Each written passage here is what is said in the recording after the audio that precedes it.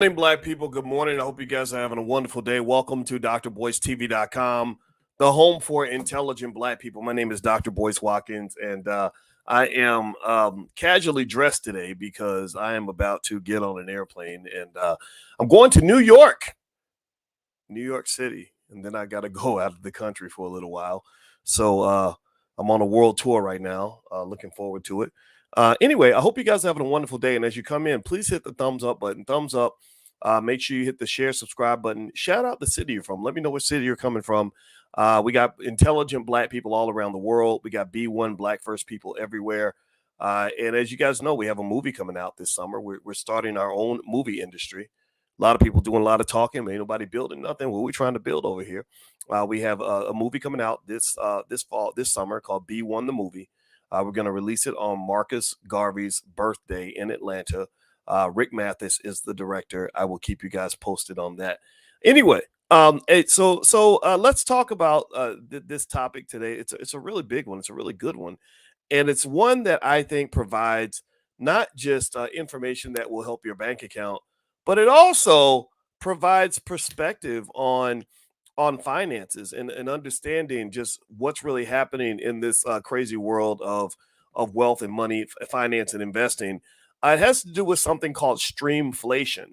Streamflation. I don't know if anybody's ever heard that term before. Give me a yes if you've ever heard the term streamflation, or give me a yes if you think you know what streamflation means. Well, basically, streamflation is the fact that studies are showing that the cost of streaming services are hitting your bank account at a much higher rate than what you might expect. I saw some analysis on this today, and I wanted to talk to you guys about that. And it's really kind of crazy. And anyway, Justin says a dope class last night. Well, thank you, Justin, for your kind words. I'm very happy that you joined us in class. If you want to know what we do in class, we last night we were talking about how to make money without working. That's something that we do extremely well in the Black Business School. If you're interested, just text the word 31996, or sorry, text the word stock to 31996. And not only will I send you profit alerts of stocks that I love, but I'll also send you a training on how to make money without working. All of this free from the Black Business School, where we've helped over 10 million of our people invest for the first time. So anyway, Justin, here's what I read about streamflation. Give me a yes. How many of you have streaming services that you're subscribed to? How many of you, feel like you have too much streaming stuff going on? Give me a yes if you name your streaming services. I'm gonna name the ones I have. I have Netflix. We got Hulu. We have HBO Max. We have Disney Plus.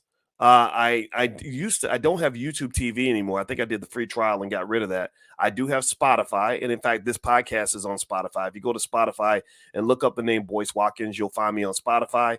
I'm trying to remember what other services we have. There's so many, and I probably didn't even name the majority of the services that I have. I have a ton of them, and the thing about it is that these streaming services are kind of tricky. They're kind of sneaky because what they do is they make you feel. Does anybody else go through this where you kind of feel like you're saving money because you're paying like $10 or even less than $10 to subscribe to something, and then what happens is that this number adds up. And what they are finding in a lot of these studies, these financial studies, is that people don't realize how much money they're spending on these streaming services. In fact, I want y'all to guess in the chat, how much do you think you're spending on your streaming service? And I'm gonna tell you what the study found that was really shocking. And as you come in, please hit the thumbs up button, thumbs up, share, subscribe. When you're a Black channel, you get shadow banned and all that. So if you hit the thumbs up button, subscribe button, and make lots of comments, that will open up the algorithm and hopefully get us the traffic we deserve. I mean, it's crazy when you have over 1 million subscribers on a couple channels, and then it takes a while to get 30, 40 people to come in because the shadow ban. But we can get around that. Just hit that notification bell too. If you hit the notification bell, you'll be notified when we go live. But anyway, so here's the deal. What they found in the study was that the if you ask people like how much are you spending on streaming services, they found that most people guessed that they were spending about $86 a month. I think that was the number that they shared, $86 a month. Guess what the real number was that most people are actually spending? Most people think that they're spending 86. I want y'all to guess. What do you think the actual number was that they were actually spending on average? $219 a month. $219 a month. Tell me that's not crazy. That's absolutely insane to me that people thought they were spending $86 a month, but they're actually spending $219 a month. I don't know about y'all, but I think that's nuts. And in fact, $219 a month, do you know that that is the average student loan payment? That people are spending as much on Netflix, Hulu, Disney, and all these streaming services. They're spending as much on the streaming services as they spend on their student loans. That's crazy. That is absolutely crazy. And so, what this made me think about is a concept we talk about in the Black Business School. I haven't seen it in any financial textbook anywhere, but in the Black Business School, we focus on Black people and Black wealth, and that's our primary area of study. That's why we created the first ever Black financial therapy department, where we partner with the best Black therapists to help us understand the psychological barriers that keep us from building Black wealth. Well, anyway, one thing that we talk extensively about is something called financial consciousness or being financially woke. In fact, I have a shirt, just like I have the shirt called Black Gentrification. Another term that I just put together to kind of describe what it means for us to actually own our land and own our property. Another shirt I have says financially woke. And what that really means is that you have financial awareness and financial consciousness, which means that you are aware of where your money's going. Because here's the deal, people, and I hate saying it like this, but if you don't know where your money's going, then you won't know where your money went. Give me a yes in the chat if you follow what I'm saying. If you're not thinking consciously about what you do with your money, then it's going to disappear out of your pocket and you won't even realize it. And they're leaning on this. They're leaning on what they're doing is they're nickel diming you. It's like one streaming service here, one streaming service there. Next thing you know, you spend hundreds of dollars a month on these streaming services, and you didn't even know it. And in a way, that is the epitome of a lack of financial consciousness. It's like wasting time. You tend to waste time when you're not looking at the clock. When you're not aware of time, you're not saying, okay, I got 20 more minutes. I'm going to be time conscious and give myself 10 minutes to work on this task. Next thing you know, you spent the whole day on it if you haven't actually looked at your watch to determine how much time you're spending on it. Well, the same thing happens with money. If you're not financially conscious, sort of looking at your money and saying, how much am I spending on this and this and this, then you're going to end up giving all your money away. Now, do me a favor. Please hit the thumbs up button. Thumbs up, share, subscribe. My name is Dr. Boyce Watkins. You're watching drboycetv.com, the home for intelligent Black people. Some of you have asked about me coming to your city and doing a training similar to what I did in Seattle. I went to Seattle and I did a 4-hour deep dive training on my new book. It's called The 10 Commandments of Black Economic Power. It is a bestseller on Amazon. The reviews are extraordinary. I encourage you to go take a look. It is literally 10 easy steps that can be applied for Black families to build massive wealth within one generation. My PhD's in finance. I know what I'm talking about. I've taught at the University of Kentucky, Indiana University, Syracuse University, the Ohio State University, and also in China. So I may not know everything, but I do know a couple of things, and I'd like to share that with you.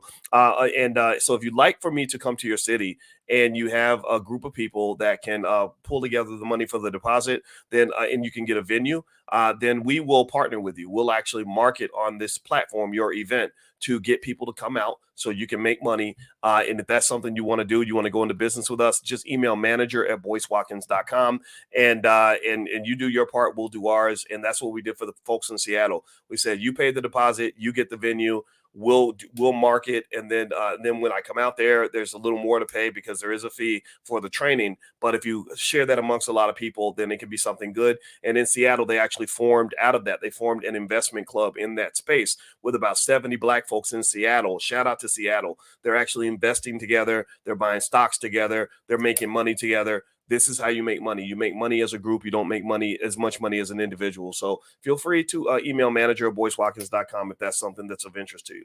All right. So we're talking about streaming services and what they're calling streamflation. Streamflation is the term I saw today. I'd never seen it before, but I like it because they're talking about how the prices of these streaming services have slowly crept up.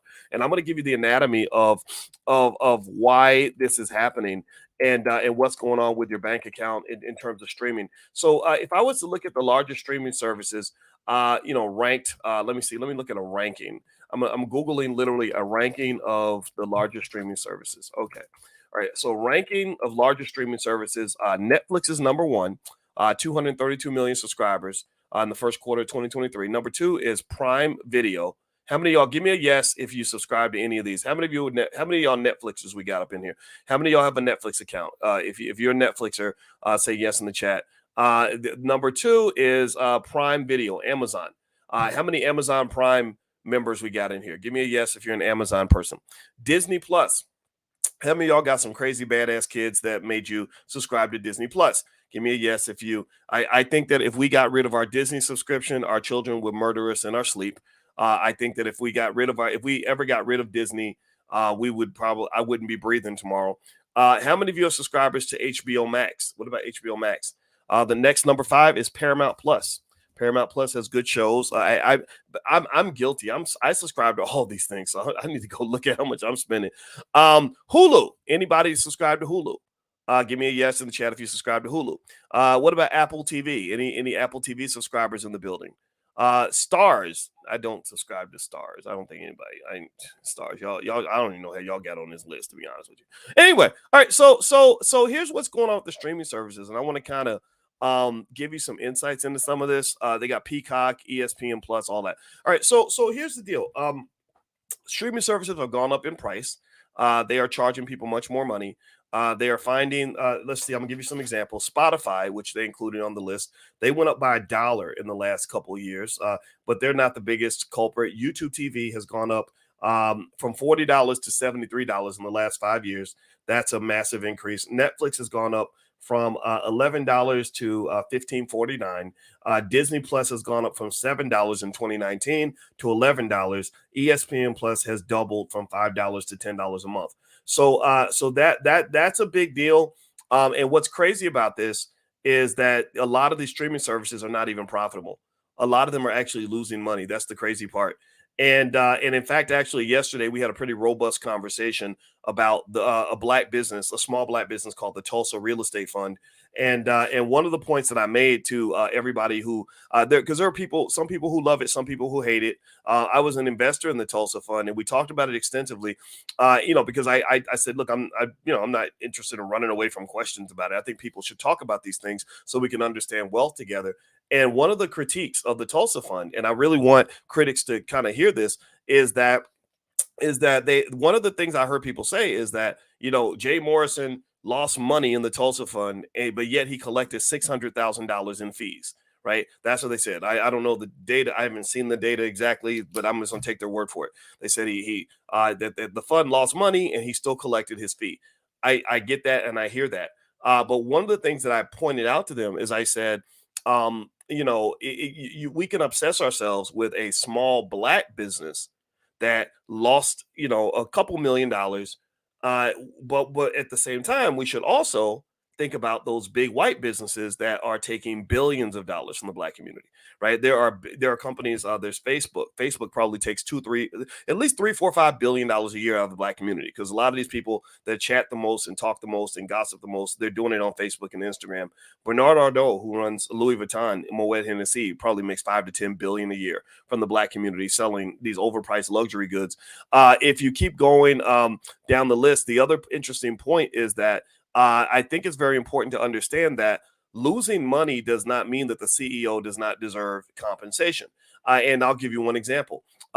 So we talked earlier or yesterday extensively, and I enjoyed the conversation about Jay Morrison and what was going on with the Tulsa Fund. But one thing that a lot of people don't talk about is the CEO of Spotify they lose money every quarter.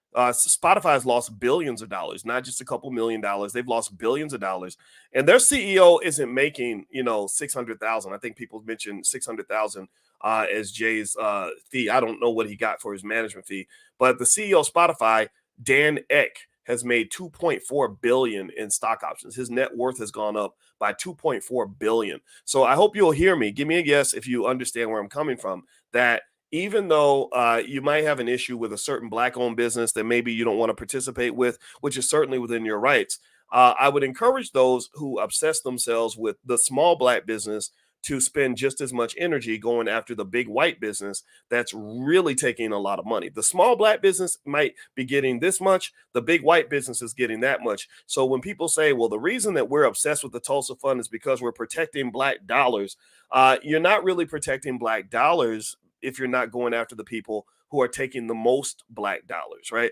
So that's my so I want to make that point. And anybody who wants to join that conversation, I encourage you to join it because black businesses fail at a rate of 86%. 86% of all black businesses do not succeed. And a lot of the reason that they don't succeed, I discussed that in my book, The 10 Commandments of Black Economic Power. The reason a lot of black businesses don't succeed is because they have what I call bad economic soil. Do you get what I'm saying? Bad economic soil means that it's really hard to grow a business in a space where you're not allowed to make mistakes. It's really hard to grow businesses in a space where every single move you make is scrutinized. It's really hard to grow a black business in a space where you're criticized around every single corner every time you mess up. And again, I'm standing on this point just because this is what I do. I stand on my points. I don't pay attention to what's popular and what's not. I just look at the theory and look at what I believe to be correct and what I believe in. And one of the things I encourage you to do is to consider what it looks like to give grace and support to black businesses. I invested in the Tulsa Fund, so I have a right to kind of talk about it because I put my actual money into it. If I didn't put money into it and I was critical, then that's like almost criticizing somebody's child when you spent no time raising the child, right? You spent no time with the baby, but yet you got everything to say about how the baby needs to be raised. Well, I think that's not that's not quite appropriate because you don't have a stake, you don't have a foot in the game, right? Or what's the word?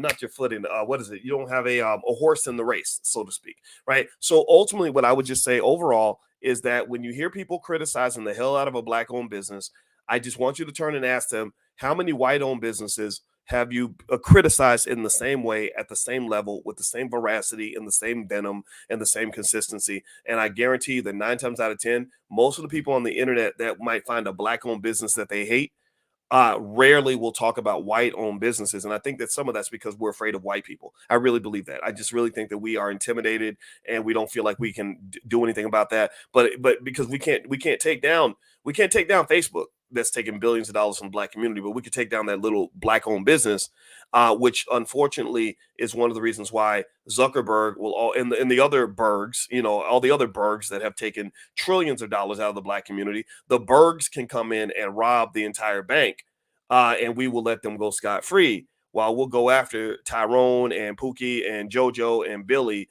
or whatever. And I just kind of think that we have to learn some balance there. So that's my 2 cents, guys. I hope that you can hear this. I know that some people won't like this topic, I guess, coming up, but I think it's important to talk about this because believe me, as a person who studied wealth for many, many years, I can tell you that there are specific cultural reasons that black businesses don't grow. A lot of black businesses don't grow because they don't get any support. They're not allowed to screw up. White people lose money constantly. Like I said, the CEO of Spotify has lost billions of dollars. But yet he walked away. He still made billions of dollars. He didn't not pick up his paycheck because the company wasn't making money. The CEO of Disney. Let me show y'all. In fact, let's show. Let me just do me a favor. Hit the thumbs up button. Thumbs up, share, subscribe. I'm not asking you to agree with me. I'm asking you to hear me. Okay. So give me a yes if you can hear me, even if you disagree. Okay. That's what's important. I want us to hear each other, and I hear you too. That's why I'm talking about this topic because I think it's a great learning point for all of us. All right. So let me show you all. Spotify, and Spotify's a big company, right? Kicking ass, taking names. Look at Spotify's stock price for the last 5 years. Look at Spotify's stock price for the last 5 years. It's gone. If you've been a Spotify stockholder in the last 5 years, you have lost money. This company has lost billions and billions and billions of dollars. And so all the people that want to, say the Tulsa Real Estate Fund is a fraud because they lost money. Well, are you saying that the CEO of Spotify is also a fraud? Because he's lost a whole lot more money than the Tulsa Fund. I want to make that clear. He's lost a whole lot more money than a Jay Morrison or anybody else ever could even imagine. Jay probably couldn't even imagine losing billions of dollars. Imagine if you had a black man losing all that money. Let's look at another example. Let me see. Let me look at Disney. Disney's a company that I've talked about extensively. Disney's a great business, right? Excellent, smart people. I mean, they're white, so they must be smart, right? That's what people think anyway. I'm just being facetious when I say that. Look at Disney stock price in the last 5 years. Look at Disney. Y'all see that? Give me a yes if you see that on the screen.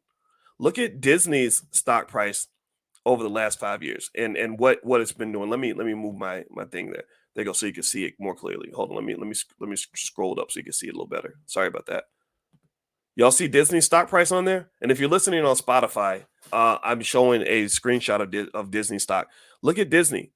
Disney stock. Disney's CEO has lost billions of dollars for shareholders. 23% of their company value. A company of that magnitude, 23% might be, I don't know, I'm going to guess 80 to 100 billion dollars that's been lost by Disney, right? 80 to 100 billion dollars. The CEO of Disney, let's see how much money he's made. Let's see here. Disney CEO compensation. Let's see if he makes more money than Jay Morrison does. I don't know. I'm just guessing. I don't know. Maybe I'm wrong. Oh, he made $45 million. When they lost money, he made $45 million.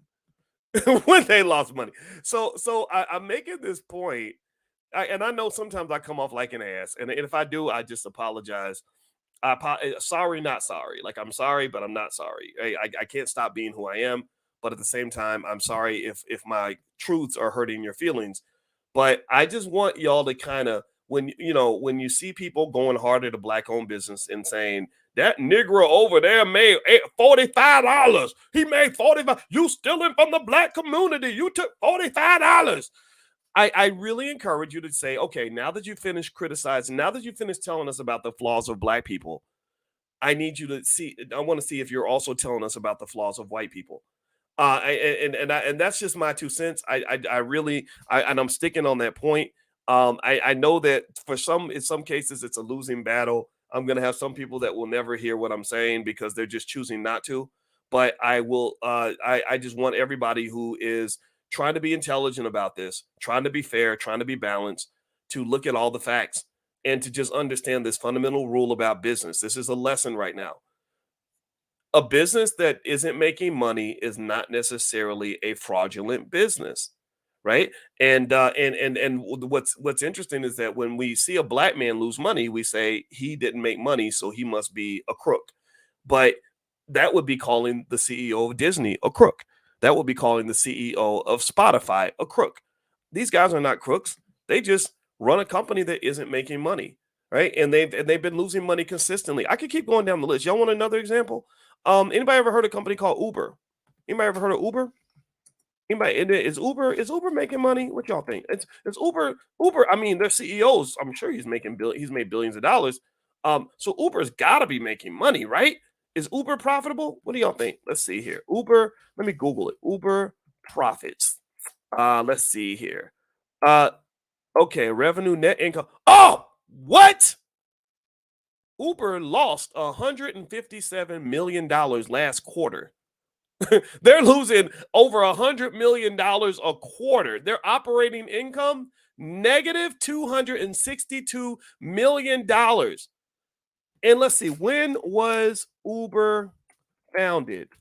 Uber was founded in 2009, so they should be making a big profit by now, but they're not. And so here's what I'm saying to you. I heard somebody say, well, the Tulsa Fund's been around for 4 years and they still haven't made a profit and they've lost money. I get it. If you don't want to invest, you shouldn't invest. That's the point I've always made. But and then they would say, well, Dr. Boyce told everybody to invest in it. No, I didn't. I never told you what to do. I'd never tell people what to do. I told you what I did because I want to support black-owned businesses. I supported hundreds of black-owned businesses, at least dozens. I don't know. I've been never counted. And half of them don't make money. Half of them fail. That's a pretty good failure rate. Why? Well, because 86% of black-owned businesses fail. And the reason many of them fail is because y'all are harder on your own people than you are anybody else. You will beat up a black man before you beat up a Klansman. You will beat up a black man before you beat up a Klansman. And I just really think that as for those who want to do better, those who want to grow, we got to do better than this, y'all. We got to elevate. Again, if you're gonna go and talk about the black man who lost a couple $1 million, I want you to go talk about the white man who extracted a couple of billion, and then get around to the black man. And that's my 2 cents. I'm sticking with it. I'm done talking about this. I got to go get on my airplane. So hit the thumbs up button, thumbs up, share, subscribe. just in case you want to know, you're watching drboycetv.com, the home for intelligent Black people. I have books that you can buy if you want to take a look. I have a series called Black American Money. I started this series when I was back on the faculty at Syracuse University. It's really just kind of me talking about money more so from sort of a descriptive standpoint of what's going on in our community. It's not sort of like X's and O's kind of book, but it's more so just me being Boyce and me talking about wealth in a conversational way that hopefully will help you and your family. So if you'd like to get copies, and I can even autograph them for you, my kids will ship the books from our house to your house. We will literally ship the books right to you. Feel free to go to drboycebooks.com and you can take a look. And also, if you want something free, the Black Business School will offer you something free. If you'd like to get Dr. Boyce profit alerts, just text the word stock to 31996. I will send you a copy of our $5 a day investing plan. I will send you a copy of our training on how to make money without working. I will also send you all kinds of other free stuff. I'll send you profit alerts each week of stocks that I'm personally buying for my own family, because I want you to build wealth. Because I personally believe that the more of us that are doing well, the less of us will have that are upset if they see someone else doing well. I really think that sometimes seeing a person doing better than you, when you're in the struggle and you feel like they're not, sometimes that can breed some toxic emotions that can cause us to somehow believe that me destroying that man over there is going to make my life better. And I just want to see all of us win. So that's my belief. That's my 2 cents. I'm sticking to it. So hit the thumbs up button, thumbs up, share, subscribe. I'm about to get out of here, guys. I hear some feet rumbling, which means it's time for me to go get in the car and go to the airport. So I'll talk to you guys later. Have a great day. Peace.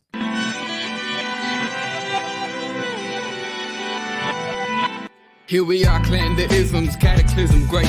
Our people out here struggling, trying to make it in this state. Everybody out here doing it, but we the ones who late. Now family, we the ones who gotta delegate. Get that money in the power, never be fake. Stick to cosign for 3. What did he say?